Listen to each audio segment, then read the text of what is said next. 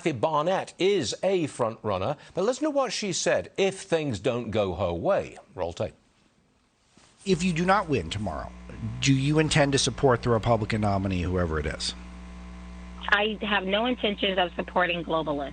I believe our country is in trouble, and I don't believe we have much longer. And I believe what I have done is I have made it possible where Pennsylvanians do not have to hold their nose and vote for the lesser of two evils this time. I don't think we have room to just vote for any old warm body with an R next to their name. I think we could do better than that.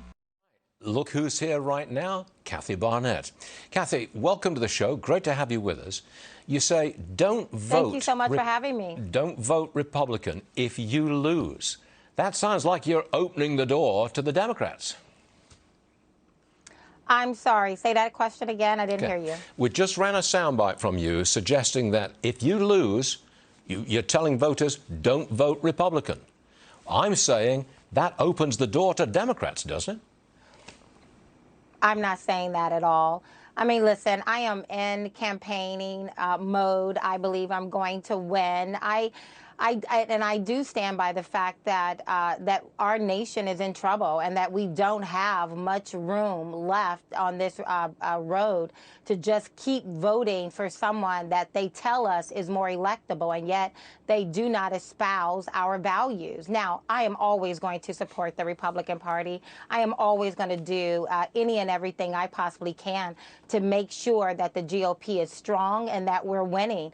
But what I've also done and what I want to make really clear is that this time in Pennsylvania, we don't have to hold our nose and vote for the lesser of two people just because we think they're more electable. I don't think Mehmet Oz, with an unfavorable rating of 61% from his own base overwhelmingly does not like him. How does that make him electable in a general when his own base doesn't like him? So again, there are a lot of people who are telling us some people are more electable than others. At this time, I think it is imperative that Americans begin to focus on true conservatives, people who actually espouse their values. As a complete outsider looking at this race from the outside, it seems to me that you're splitting the Trump vote. You're splitting the MAGA vote, if I can put it like that, which would let Mr. McCormack in. Listen, I can only be myself, right? And again, I believe our nation is in trouble. I believe that it is time for good people to step up and to get engaged in politics like never before, and not just to allow those who have been, excuse me, deemed anointed to be the ones who get to go forward. I think we could do better, and that's what I've done. And once more, I've said it so many times, MAGA does not belong to President Trump.